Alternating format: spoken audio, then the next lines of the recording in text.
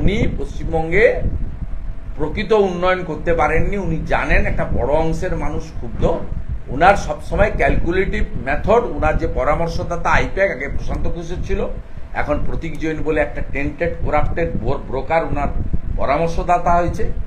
সব সময় হিসাব করছে 30-32% মুসলিম ভোট পুরোটা নিতে হবে, বাকি এদিক ওদিক করে ছড়িয়ে ছিটিয়ে দিয়ে করতে হবে। আপনি বলুন তো 1,25,000 টাকায় বাড়ি হয়?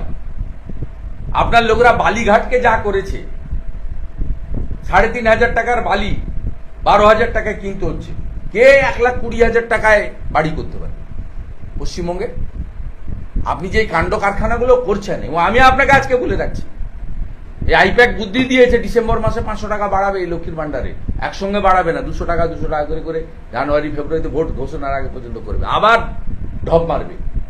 আমাদের কাছে সব তথ্য আছে। উনি ভাবছেন কি ওনার পিটিএস এর মধ্যে কি হয় তার ভিডিও তুলে কে পাঠায় আমাকে? ওনার লোকরা পাঠায়। উনি নবান্নতে বসে যে অর্ডার টাইপ করছেন তার কপি আমার কাছে আছে। মনোজ পন্থ মেল করার আগে 4 জনকে সাসপেন্ড করেছে। আমি আপনাদের একটা ইলেকট্রনিক্স চ্যানেলকে ফোনে বলে দিলাম 10টা 5-এ মনোজ পন্থ মেল করেছে। তা আমাকে জানিয়েছে কি? নবান্ন থেকে জানিয়েছে। ওনার ডায়ে বাঁয়ে কেউ নেই।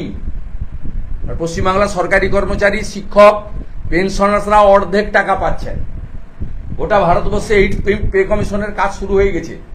পশ্চিমবঙ্গে 6th পে কমিশনের পরে আর পে কমিশন হয়নি। একটা পে কমিশন বাদ চলে যাওয়া মানে কত ক্ষতি, আর্থিক ক্ষতি। এরাই তো প্রজেক্ট তোলে। পুজোর ছুটি বন্ধ করে দিয়েছেন। যে ওই পাড়াতে ক্যাম্প না কি হচ্ছে, যেটা শেষ হয়ে যাওয়ার কথা ছিল 3রা সেপ্টেম্বর, তাকে বাড়িয়ে 3রা নভেম্বর পর্যন্ত করেছে। দুর্গাপূজার ছুটি বরবাদ করে দিয়েছে, কালী পুজোর ছুটি বরবাদ করে দিয়েছে, ভাইফোঁটা বরবাদ করে দিয়েছে, কোজাগরী লক্ষ্মী পুজো বরবাদ করে দিয়েছে। অথচ সেই সরকারি কর্মচারী বা যারা এর সঙ্গে যুক্ত তাদেরকে প্রপার পারিশ্রমিক দিচ্ছেন না। গোটা ভারতবর্ষে 8th পে কমিশন চলছে। দিল্লি সরকারও অ্যাডভান্স করে দিয়েছে পে কমিশন। আর আপনার এখানে 6th পে কমিশন, সেও তো আমি তখন ছিলাম ফেডারেশনের দায়িত্বে, জোর করে করিয়েছিলাম, অমিত মিত্র বাধা দিয়েছিল। আপনি একটা পে কমিশন উড়িয়ে দিয়েছেন, 7th পে কমিশন, তার সঙ্গে প্রায় 40% কাছাকাছি দিয়ে দিচ্ছেন না। অর্ধেক টাকা বেতনে কাজ করছে সরকারি কর্মচারী, শিক্ষক, শিক্ষাকর্মীরা। কেউ হ্যাপি নয়। যোগ্য আইএস আধিকারিকদের গ্যারেজ করে বসে আপনি করেছেন, ডবল চাকরি দিচ্ছেন বলেছেন। ডবল চাকরি কারা পাচ্ছে? আলাপন ব্যানার্জি পাচ্ছে, হরিকৃষ্ণ দ্বিবেদীর মতো লোকেরা পাচ্ছে।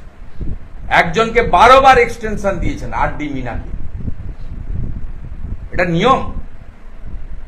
ইলেকশন কমিশনকে তো আমরা বলবো, কালকে একটা অল পার্টি মিটিং আছে, আমাদের 4 জন যাচ্ছে, বুথের প্রপোজাল নিয়ে যাচ্ছে। আমরা এরপরে ধরবো যে এসডিও র্যাঙ্কের লোক ছাড়া ইয়ারও হতে পারে না ওটা ভারতবর্ষে ইলেকট্রাল রেজিস্ট্রেশন অফিসে।